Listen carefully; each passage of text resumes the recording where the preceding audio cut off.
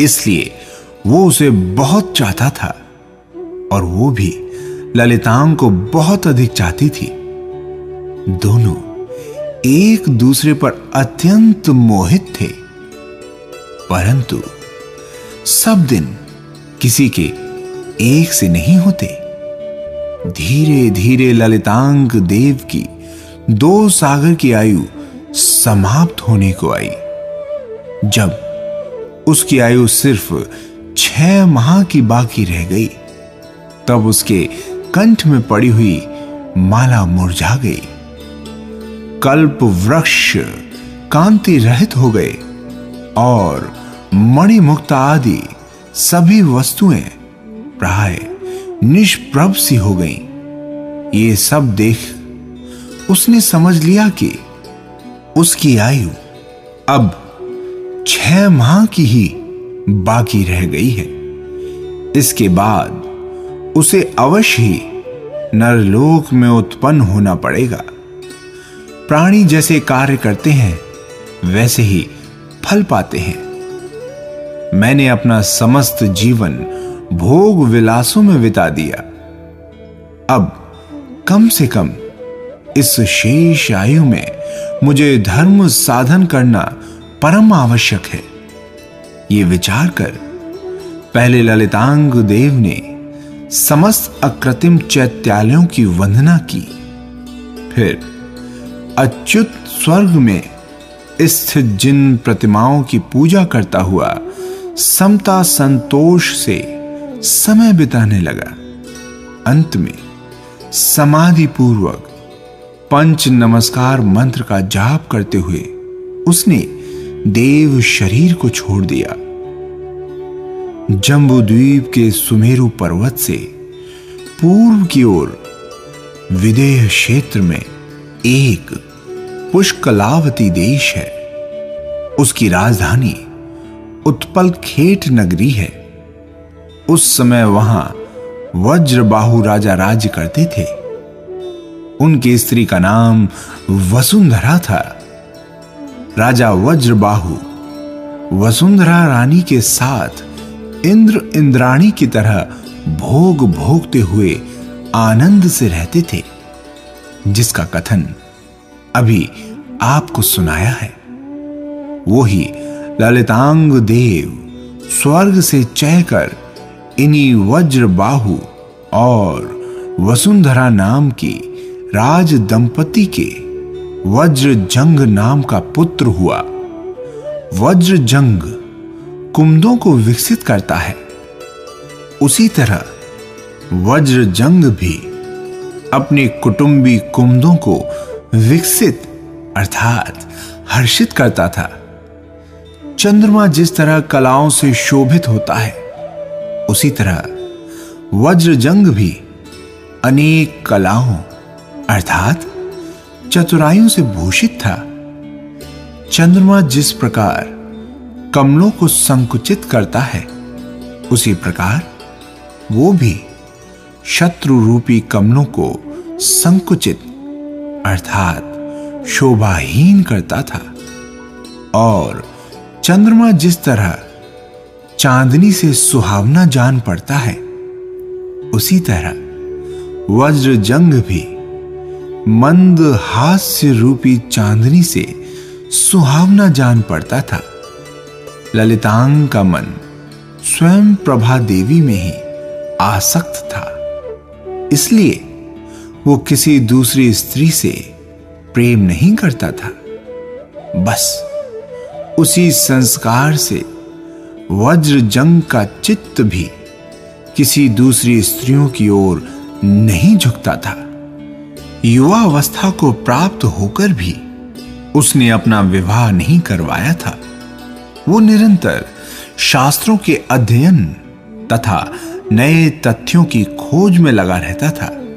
अब स्वयं प्रभा, जिसे कि ललितांग देव छोड़कर चले आए थे, उनका उपाख्यान कहते हैं। इसे ध्यान पूर्वक सुनिए। प्राणनाथ ललितांग देव के मरने पर स्वयं प्रभा को बहुत खेद हुआ। जिससे वो तरह तरह के विलाप करने लगी। ये देखकर द्रोणवर्मा नाम के एक देव ने, जो कि ललितांग का घनिष्ठ मित्र था, उसे खूब समझाया और उत्तम कार्यों को करने का उपदेश दिया। उसके उपदेश से स्वयं प्रभा ने पति विरह से उत्पन्न हुए दुख को कुछ शांत किया और अपने शेष जीवन के 6 माह जिन पूजन, नित्य वंदन आदि शुभ कर्मों में व्यतीत किए। मृत्यु के समय सोमनस वन में शोभित किसी चैत्य वृक्ष के नीचे पंच परमेष्ठी का ध्यान करती हुई स्वयं प्रभा को देवी पर्याय से निष्कृति मिली। जम्बू द्वीप के पूर्व विदेह क्षेत्र में पुंडरीकिणी नाम की एक नगरी है। वज्रदंत राजा उसका पालन करते थे। उनकी स्त्री का नाम लक्ष्मीमती था। स्वयं प्रभा देवी स्वर्ग से चयकर इन्हीं राज दंपति के श्रीमती नाम की पुत्री हुई। श्रीमती की सुंदरता देखकर लोग कहा करते थे कि इसे ब्रह्मा ने चंद्रमा की कलाओं से बनाया है। एक समय श्रीमती छत के ऊपर रत्नों के पलंग पर सो रही थी। उसी समय वहां के आकाश में जय जय शब्द करते हुए बहुत से देव निकले। वे देव पुंडरीकिणी पुरी के किसी उद्यान में विराजमान यशोधर गुरु के केवल ज्ञान महोत्सव में शामिल होने के लिए जा रहे थे। उन देवों के आगे हजारों बाजे बज रहे थे, जिनके गंभीर नाद सब ओर गूंज रहे थे। देवों की जय जयकार और बाजों की उच्च ध्वनि से श्रीमती की नींद खुल गई। नींद खुलते ही दृष्टि देवों पर पड़ी, जिससे उसे उसी समय अपने पूर्व भवों का स्मरण हो आया। अब ललितांग देव उसकी आंखों के सामने घूमने लगा और स्वर्गलोक की सब अनुभूत क्रियाएं उसकी दृष्टि में आने लगी। वो बार बार ललितांग देव का स्मरण कर विलाप करने लगी और विलाप करती करती मूर्छित भी हो गई। सखियों ने अनेक शीतल उपचारों से उसे सचेत कर जब उससे मूर्छित होने का कारण पूछा, तब वो चुपचाप रह गई और चारों ओर देखने लगी। जब लक्ष्मीमती और वज्रदंत को श्रीमती की इस अवस्था का पता चला, तब वे दौड़े हुए उसके पास आए। उन्होंने उससे मूर्छित होने का कारण पूछा, पर उसने कुछ नहीं कहा। केवल ग्रहग्रस्त की तरह चारों ओर निहारती रही। पुत्री की ऐसी अवस्था देखकर राजा रानी को बहुत ही दुख हुआ।